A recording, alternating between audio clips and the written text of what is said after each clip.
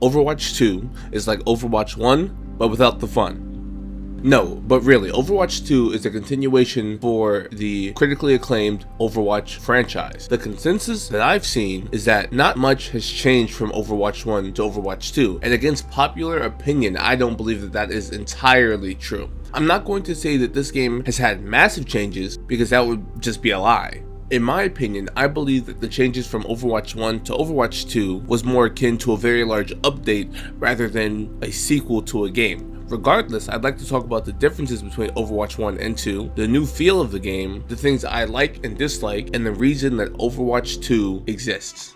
The major changes from Overwatch 1 to Overwatch 2 include the game going from a 6v6 to a 5v5, the monetization routes have changed significantly as well. There are no more loot boxes. They've been replaced with a store, a battle pass, and paid heroes. There have also been a myriad of balance changes, not necessarily good ones, but changes are changes nonetheless.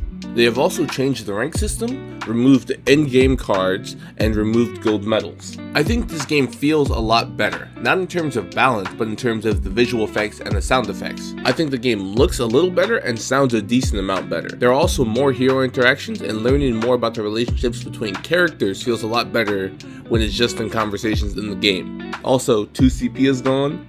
Big W. The game also feels less toxic, not because of an evolution in the player base, but because there are less reasons to be toxic. Player levels are hidden, profiles are private by default, and most people don't even come into Team VC anyway. And when I find myself being toxic, I'm not willing to sit there and type out messages and throw the game to let some guy know that I don't think he should be playing Pharah. But there's a different type of toxicity in Overwatch: racism. Let me explain. Look at these heroes. Lucio likes rap, pop, and jazz music. He can also climb walls because he's black. Baptiste jumps high because he's black. Doomfist is an angry black man that punches things and chases after snow bunnies. Sojourn, a black woman that jumps high. Ana, a black woman that introduces drugs to people. Pharah is literally a Crip. Mei, a Chinese person who builds walls, the Great Wall of China. Sombra is a Mexican person who sneaks past the tanks, aka the team's border. Need I say more? But on a serious note, the things I dislike about the game are really just the battle pass and the ranking system. Let me go into the ranking system right now. The new rank system feels awful. Previously, we had an SR rating system where your skill rating, aka SR, was adjusted after each match you played. Now, we have a system where you have to play at least 7 matches, but as many as 26 to see your new rank, and it feels abysmal. The fact that I can lose a few games in a row and know I'm going to rank down negatively affects my performance in my next games, thus impacting my teammates' experience with the rank system. Whereas before, I lost the game and I could reset mentally and go into my next game with a more positive attitude. This system does not allow for that because it connects every game you play together by saying you need to play X amount of games to see your new rank, and on top of it, even if you get to the 7 wins before you get to the 20 losses, you can still rank down by a significant amount. So it just makes the system feel like it's a lottery of who gets to rank up. Please go back to the old system, and these new icons look like shit. Enough about the ranked system, let's talk about the battle pass now.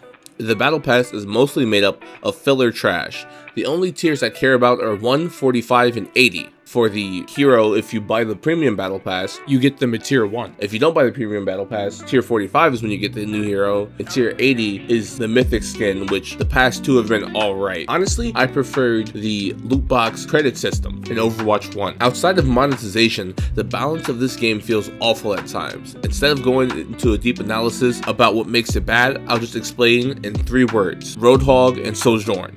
There are some things I like about Overwatch 2.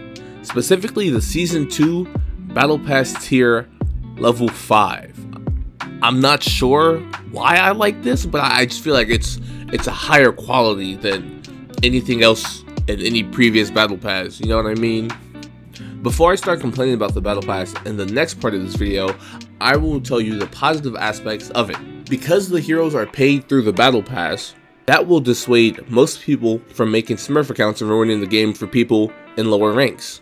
Of course there will be people who are going to do it anyway, but at least they'll have to win 50 games and pay for some of the heroes. It turns out that that is the only positive aspect about the Battle Pass. I'm going to complain about it now. Looking at Overwatch as objectively as I can, I've come to the conclusion that there are 3 main reasons we have Overwatch 2. The first reason is to bring back veteran players and to bring in new players. Think about it like this: the most loved games have a 2 behind them: Black Ops 2, Modern Warfare 2, and Borderlands 2. Sequels in gaming provide a veteran player with a new game and a franchise they love, and new players with a relatively even start with everybody else. Why start playing a game that people have been playing for years when you can wait for an upcoming sequel and play during a soft reset? The free-to-play model they follow also supports this. The second reason is that it is easier to make massive changes to the game, not only from a technical perspective, but from a community reaction standpoint as well. I've been playing Overwatch 2 with my friends, and I've expressed some of my dissatisfaction with certain balance changes, citing how the game used to be in Overwatch 1, and the response to the point was that this is Overwatch 2 and not 1. Originally, I thought this was a cop-out answer, but as I thought more about it, I realized it's completely reasonable. For Overwatch 2 to be a sequel, it has to be treated as a sequel. It's not Overwatch 1, no matter how much I think I want it to be.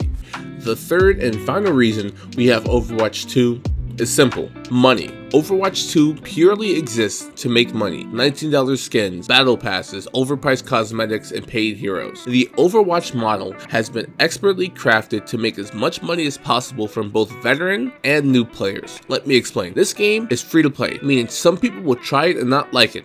Others, however, will try it out and like it. If they like it, they will soon realize the heroes are locked behind the battle pass. And some might just play the game for about 56 hours to get to new characters, but others will just buy the hero right away. After paying for the heroes, naturally, some players will want skins and emotes for these heroes. For new players, their only option is to buy these cosmetic items outright unless they want to grind weekly challenges for 32 weeks to buy 1 skin. These cosmetic items are ridiculously expensive. I mean, $7 for a Mercy highlight intro you will never see. For veteran or competitive players, the main source of income from them will be the battle pass. All they have to do is make the battle pass character good, and veteran or competitive players will buy the battle pass. Competitive players do not want to miss out on a potentially meta-defining hero, and support players specifically aren't going to want to miss out on any type of increased variety. There will never be a time where a battle pass hero releases and they suck for the entire season. Ramattra released and he was super underwhelming, so they buffed him almost instantly. Also, where the fuck is PvE?